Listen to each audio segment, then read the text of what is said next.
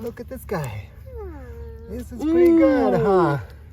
So when you go to get clams in Washington State, there's going to be two things you really need to check beforehand. One is going to be the tide tables, because you want to go at low tide.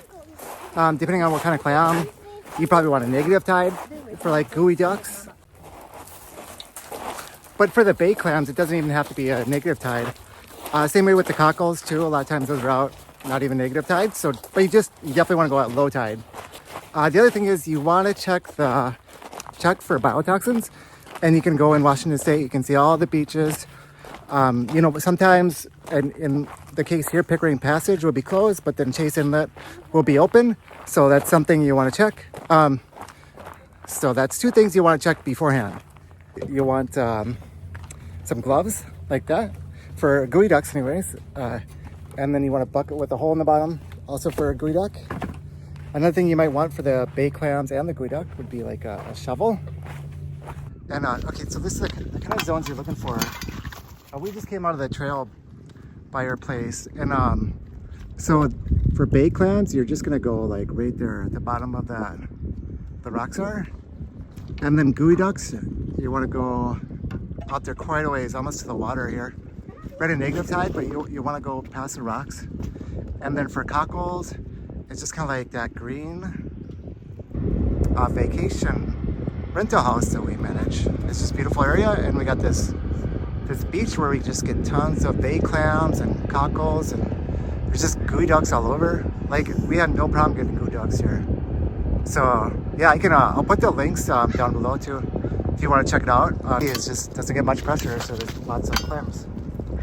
Okay, so for this bay clams, that's up to our house. That's up to the Airbnb rental.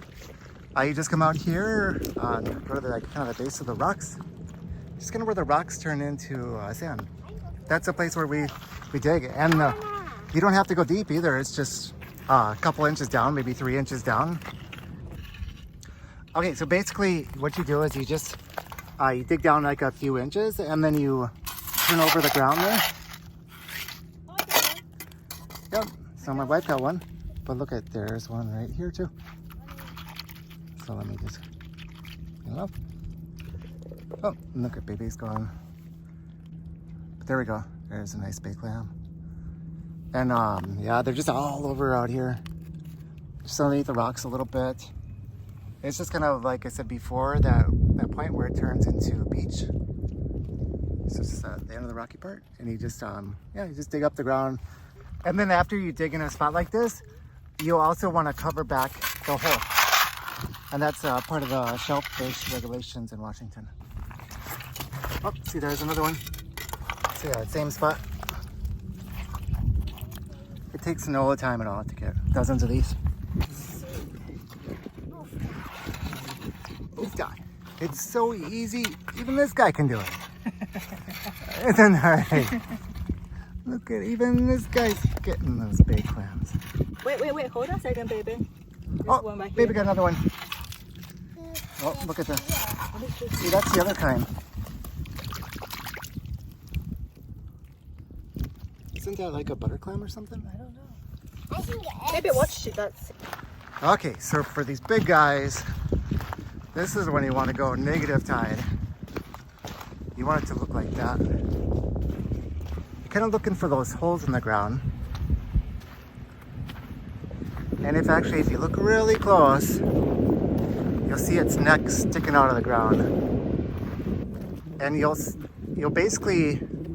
probably notice that they'll be spitting, before where you're walking. That's usually when you start noticing them. Oh, this is looking a lot like one here. See that? See that right there? See how it's got a kind of a crack in it? That's actually that's the neck of one, I think. I'm surprised it didn't go off already. Let's see. See that?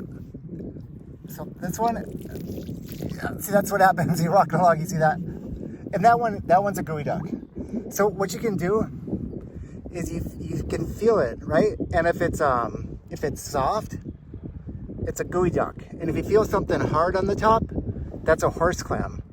So you see how it went way down in there and it spits up the water?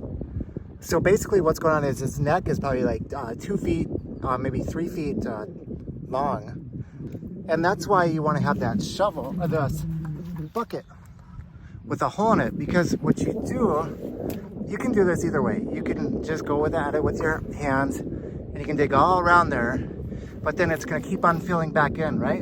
And so this is where a lot of times the bucket kind of comes in handy, because it's right in the middle now.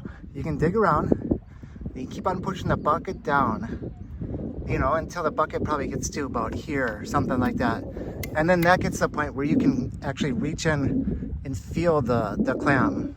And definitely wear gloves when you're doing this, because you know, one time I did, and I kind of like, I cut my hand all up in a shell and all that stuff. But you can feel the shell, and then you work your way around it.